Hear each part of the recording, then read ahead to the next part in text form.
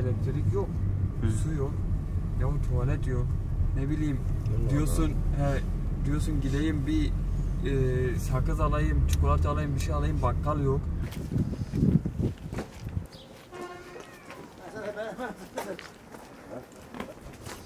Allah razı olsun. Bekle. Selamünaleyküm. Onu da bıraksın. 11 gitti sanki. Sen gir. Sağ olun. Ne yapıyorsun? İyisiniz. Sağ olun. Kayıt alıyorlar. Kim kalıyor burada?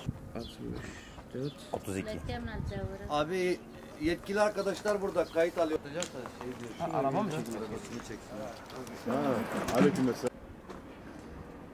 530 373 87.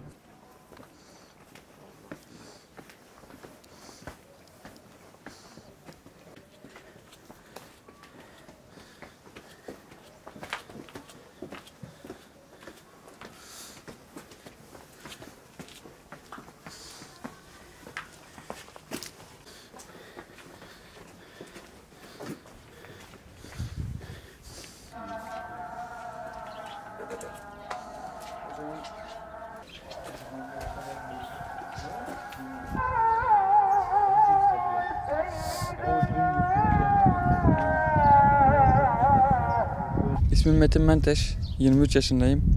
İstanbul'dan Hatay'a Umut Kervanı Vakfı'na gönüllü olarak geldim. Birkaç arkadaşımızla birlikte. Şu an Hatay'ın Antakya ilçesinde Bağrıyanık mahallesindeyiz. Burada ihtiyaç sahibi birkaç aile vardı. Onlara gıda kolisi yardımında bulunduk Ramazan münasebetiyle. Bulunduğumuz bölge itibariyle Hatay gerçekten, yani ben ilk 3'e koyabilirim. Hasar gören, yıkım gören bölge olarak ve ihtiyaç sahibi insanların bir anda yoğunlaşmasından dolayı gerçekten burada olmamızın gerektiğine inanıyorum. Haftada 3-4 gün dağıtıma çıkıyoruz. Köylere artık otobüsler ve araçlar gitmediği için köylerde de insanlar gıda ihtiyaçlarını karşılayamıyorlar. Biz köylere mobil aracımızla, ekibimizle birlikte giderek oradaki gıda ihtiyacını, su ihtiyacını, barınma ihtiyacını vesaire elimizden geldiğince gidermeye çalışıyoruz. Bir hocamızın bana anlattığı bir olay var. Hala daha unutamadığım. Bir tane kız çocuğu sarma istiyor bizim yemekhaneye gelip. Sarma yapabilir misiniz diyor. Düşünüyorlar ne yapalım, çünkü 1000 kişilik, 1500, 2000, 3000, yeri geliyor 5000 kişilik yemek çıkıyor. 5000 kişilik sarma sarmak biraz zor olur, buradaki iş yükünden dolayı, insan azlığından dolayı zor olur.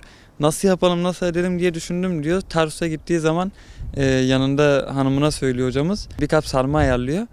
Sonra yola çıktıktan sonra sarmayı unuttuğunu fark ediyor.